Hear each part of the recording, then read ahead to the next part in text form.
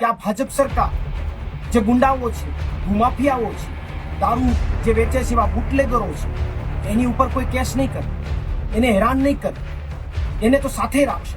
પણ અમારા જેવા રાજુભાઈ કરપડા જેવા યુવાનો કોઈ ખેડૂતો માટે કે ગુજરાતના લોકો માટે લડવા નીકળે તો એમના ઉપર 307 લાગી જાય, એમને જેલમાં નાખી દે. આ તમે જે વિડીયો જોયો તે આમ આદમી પાર્ટીના નેતા પ્રવીણ રામનો વિડીયો છે.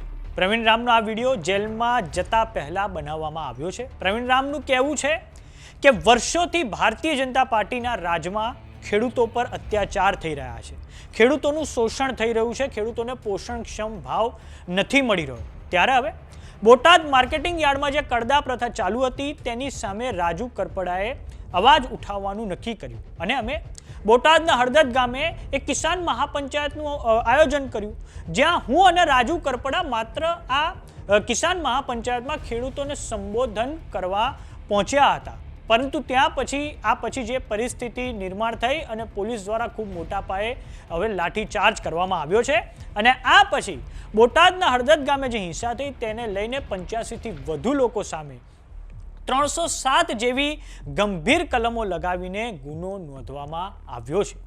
તો હવે અમે આગામી સમયમાં ભારતીય જનતા પાર્ટીની સરકારની સામે લડી લેવાના મૂડમાં છે.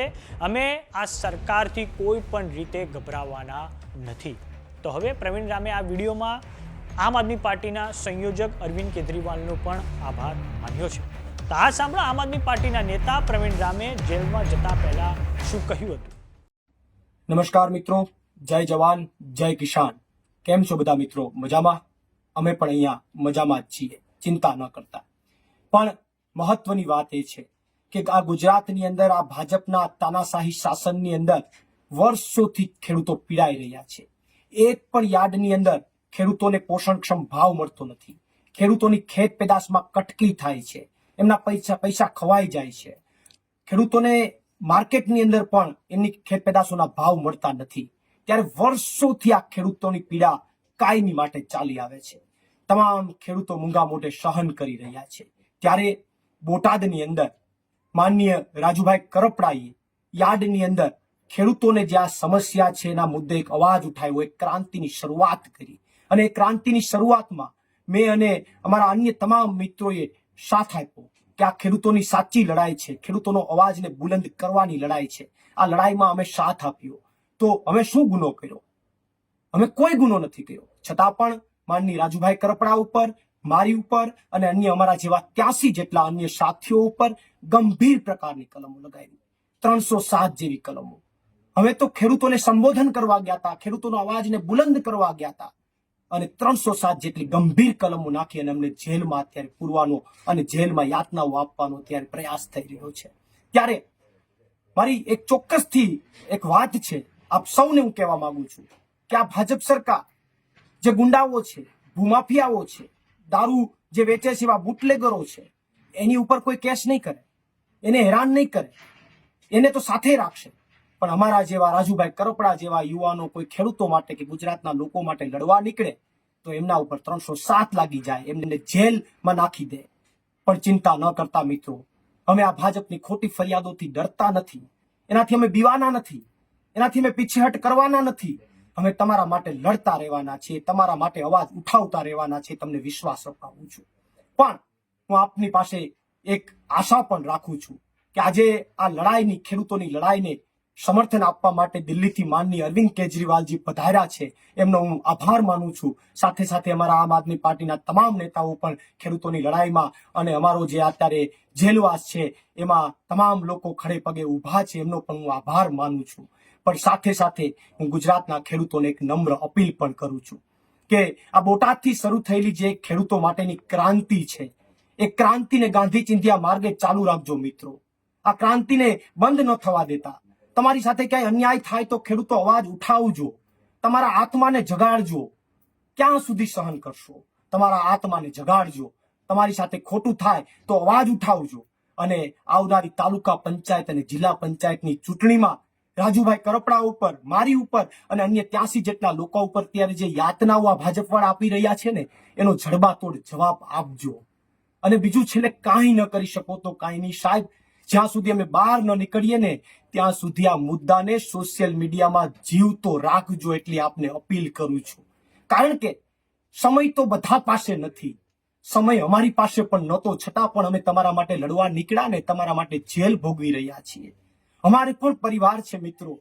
મારે એક માત્ર 11 મહિનાનો નાનો બાળક છે, જયવીર એનું નામ છે. 11 મહિનાનો નાનો બાળક છે. એ કેટલા સમયથી રાહ જોઈ રહ્યો છે કે મારા પપ્પા મને રમાડવા આવશે, મારી સાથે કાલાવાલા કરશે. એ મારી રાહ જોઈ રહ્યો છે, પણ હું એની વચ્ચે નથી મિત્રો. હું એની વચ્ચે નથી. એનો મને રંજ છે, એનો મને રંજ છે. પણ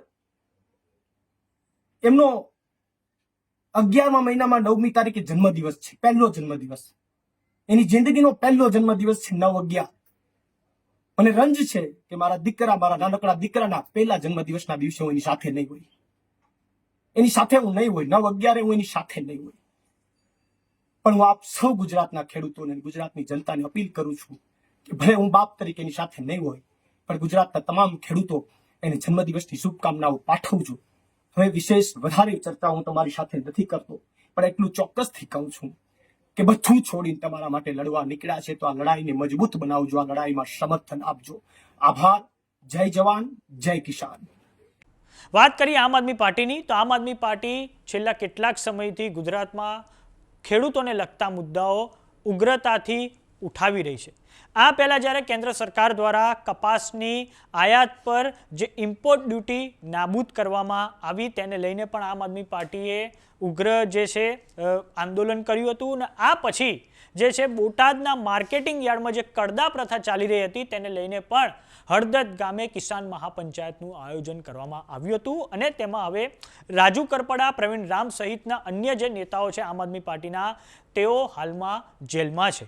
તો હવે આમ આદમી પાર્ટી દ્વારા આ નેતાઓ જે છે તેમની ધરપકડના વિરુદ્ધમાં અને સાથે જ ખેડૂતોના પ્રશ્નો પર ચર્ચા કરવા માટે આવતીકાલે ફરી એકવાર સુરેન્દ્રનગર ખાતે એક મોટી કિસાન મહાપંચાયતનું આયોજન કરવામાં આવ્યું છે, જેમાં આમ આદમી પાર્ટીના સુપ્રીમો અરવિંદ કેજરીવાલ અને પંજાબના મુખ્યમંત્રી ભગવત માન પણ ત્યાં હાજરી આપવાના છે. તો હવે આમ આદમી પાર્ટી હવે ખેડૂતોના મુદ્દાને લઈને દિવસે ને દિવસે આક્રમક બની રહી છે. આ અગાઉ આમ આદમી પાર્ટીના પ્રદેશ પ્રમુખ ઈશુદાન ગઢવી દ્વારા એક હેલ્પલાઇન નંબર પણ લોન્ચ કરવામાં આવ્યો છે કે જો કોઈ પણ ગુજરાતની 400 એપીએમસીમાં ખેડૂતોને ક્યાંય પણ ફરિયાદ હોય તો આ ટોલ ફ્રી નંબર એટલે કે હેલ્પલાઇન નંબર પર ફોન કરીને આમ આદમી પાર્ટીને જાણ કરી શકે છે અને આમ આદમી પાર્ટીના જે કાર્યકરો છે ત્યાં ખેડૂતો પાસે પહોંચી જશે. તો હવે આવતીકાલે જે સુરેન્દ્રનગરમાં કિસાન મહાપંચાયત મળવા જઈ રહી છે આમ આદમી પાર્ટીની, તેને લઈને તમારું શું માનવું છે અમને કોમેન્ટ બોક્સમાં લખીને જરૂર જણાવો. જો તમે અમને યુટ્યુબ પર જોઈ રહ્યા તો સબસ્ક્રાઇબ કરો, જો તમે અમને ઇન્સ્ટાગ્રામ અને ફેસબુક પર જોઈ રહ્યા તો ફોલો કરો. સાથે જ અમારી વોટ્સએપ ચેનલ આવી ગઈ છે, જોઈન કરવાનું ના ભૂલતા. નમસ્કાર.